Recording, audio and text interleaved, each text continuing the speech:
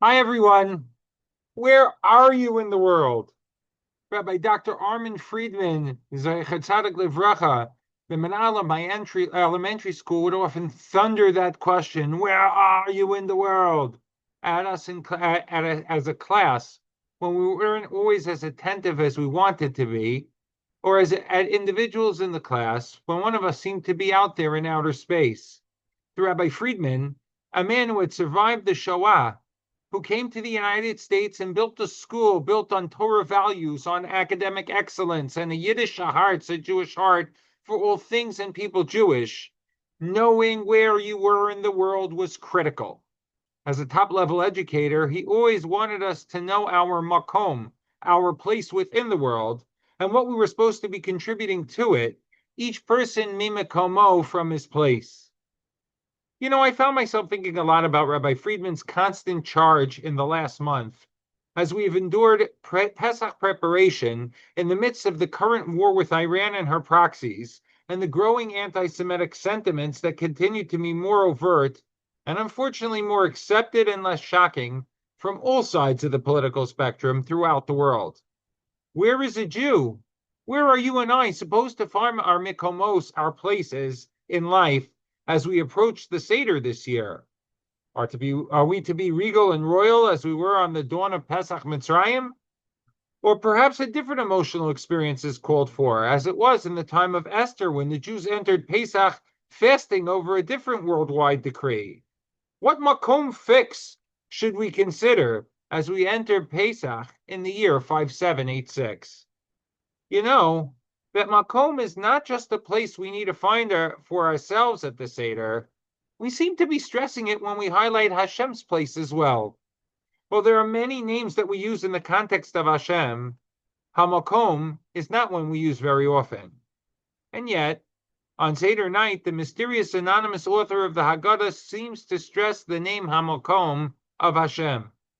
You see, when we introduce the four sons as part of the beginning of Sipur Yetzias Mitzrayim, we begin Baruch Hamakom Baruch Hu, by blessing Hashem as Hamakom. And later we note that at the beginning of the dawn of Jewish destiny, we were idol worshippers. But ve'achshav kervanu Hamakom lavodaso, that now Hashem Hamakom brought us close to Him. Once again, we stress this name and the attribute of a Hamakom of Hashem in the place. And finally, as we get ready to note all the different things that Hashem did for us, that we owe Him our greatest thanks for, we note Kama Malos Tovos, how many great things Lamakom Aleinu, how many different obligations we have to Hashem for the things that He, Hamakom, did for us. And why the heavy stress of the attribute Hamakom at the Seder? What's its place over here? Usually the use of Hamakom seems to be at low lights points in our lives. When someone's not well, we ask, Hamakom yishlach lo refuah shlema, that Hashem, identifying as Hamakom, send us a quick, speedy recovery and complete healing.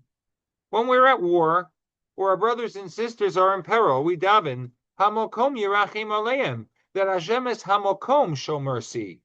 And lo aleinu, when experiencing loss, we greet the mourner with the blessing, Hamokom yinachem eschem, that Hashem, Hamokom, console the mourners. Hamokom seems to be there at life's down moments. So why would it get such prominence at the Seder? Is it out of place? For something to be out of place, you have to know where it belongs and where it doesn't. Hashem's place is supposed to be everywhere. When we experience triumph, we seem to know Hashem's place. In fact, Rabbi Eliezer HaKalir makes that clear in Kinos that we recite on Tisha B'Av, when he contrasted our very Exodus, Yetzias Mitzrayim, with Yetzias Yerushalayim. Naroch ulit milchama v'Hashem shama b'tzeisi mi Mitzrayim.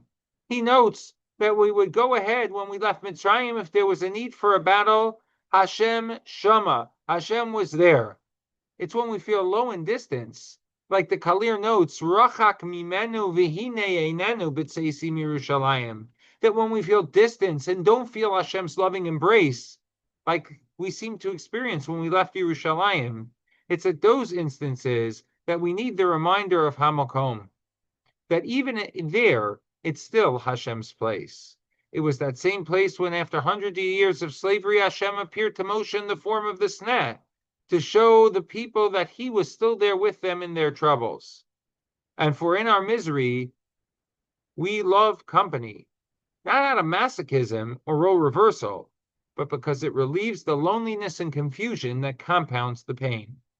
The recognition that Hashem is with us and understands our troubles and pain creates a bridge out of the darkness. Hamakom, Hashem tells us, I am the proper address for you, even in these moments. And I am, and I always will be with you.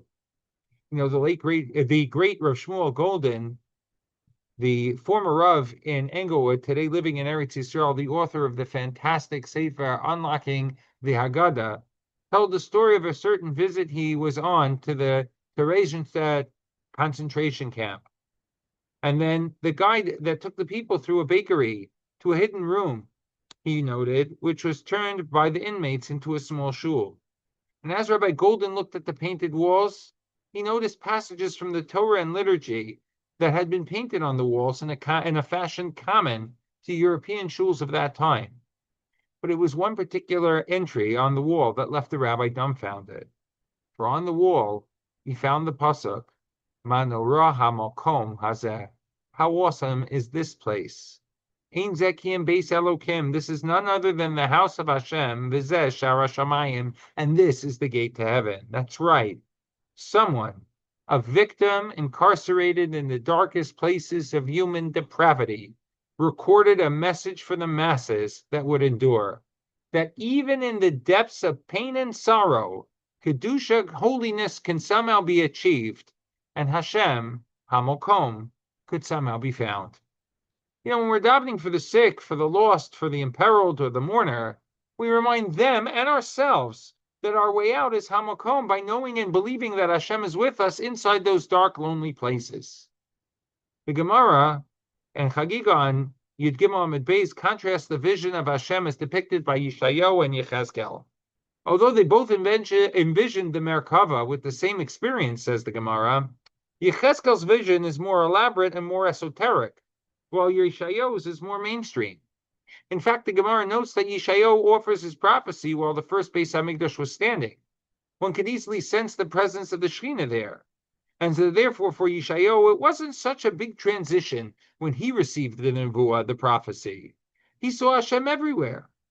In that sense, Rav Yosef Adler Zatzal noted, Yeshayahu was similar to the city dweller, who's used to what goes on in the city. He's not so moved to words when he sees what he sees every day. But Yechezkel comes mitoch hagolah. Yechezkel comes from the exile. He's comparable to someone who comes to Manhattan from Billings, Montana, and sees the Empire State Building. He can't stop talking about it.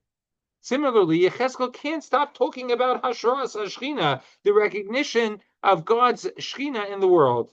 His Nevuah closes with Baruch Kvod Hashem Mimkomo. Rabbi Adler quotes Rav Soloveitchik, who explained that Hamakom over here refers to Hashem's presence that's often hidden. And that's why we use Hamakom in a Beis Avel, in a house of mourning, or in davening for captured soldiers, because, as Rav Soloveitchik suggested, the Haggadah was written for people in Golus, and therefore Makom is highlighted. Even though he might be Nistar, he might be hidden to a particular generation, we acknowledge what he did once before, and are aware what he's going to be able to do for us once again. Rav Shimon Schwab similarly noted that Hamakom is used when we might want to ask Hashem, Hashem, where are you? When someone looks at his or her children and wonders whether they did a good job with the kids, and asks Hashem, where are you in the process? You're a partner as well. The answer is Hashem's there. And no matter what challenges we have with our children, Hashem never gives up on us. Now that's a message we have to highlight in our low places, but it helps us carry on when we move forward to our greatest heights. Yes, Hamakom belongs at the Seder. My friend Rabbi Eliezer Zwickler noted that the Chafetz Chaim wrote an integral special tefillah to be recited by soldiers going into battle. The Chafetz Chaim insisted that the tefillah be recited while caring for two critical conditions. One, the Chafetz Chaim said it has to be said with absolute sincerity, from the depths of the heart, not just the lips. But the Chavetz Chaim also insisted that the soldier make sure to direct his prayer through Eretz Yisrael, through Yerushalayim, through the Beis Hamikdash, through the Kodesh HaKadashim, all the way up to the heavens. While sincerity in tefillah is always critical, why did the path of tefillah make a difference to the Chavetz Chaim? Rabbi Zwickler explained that when Shlomo dedicated the Beis Hamikdash, he davened that all tefillos be directed through the Mikdash. V'shamat el tchinas avdecha, Shlomo HaMelech said, Hashem, you'll hear the prayers of your people, v'amcha Yisrael, asher yispalalu el hamokom hazeh. Hashem will also hear the tefillos directed to hamokom, from that makom, even in our heights, like when we have the Beis Hamikdash. So yes, as we approach Shabbos Hagadol and Pesach in this year 5786, we might be experiencing an unsettled sense of where our makom in the world is. Is it in hiding, as it was in the cave in Bnei Brak that we read about in the Haggadah? Is it in the more modern miklat, the bomb shelter in Artzenu HaKdosha? Or will this year be the one when our makom will be the one in Yerushalayim, where we'll all be able to go all together to bring the Pesach in the newly reconstituted Beis Hamikdash? Whatever Jewish destiny has in store for us this year and onward, one thing needs to be abundantly clear to us, that our place is with Hamokom, with Hashem, who's always with us. If you consider the hundreds of missiles fired our way by our enemies, and the miracles of safety that seem to be happening on a daily basis, you must notice Hashem's hand. And you have to ask, like Moshe did at the Sneh, why the normal laws of nature and history don't seem to apply to you and me, to the Jewish people. We need to ask that question at our Siddharim.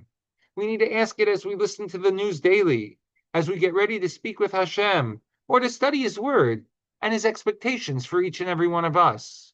You see, asking this question and raising it age-appropriately and context-specific at whatever Yom Tov or Shabbos meal we sit at is a great first step, making sure that our place, our makom, is with Hamakom, is with Hashem.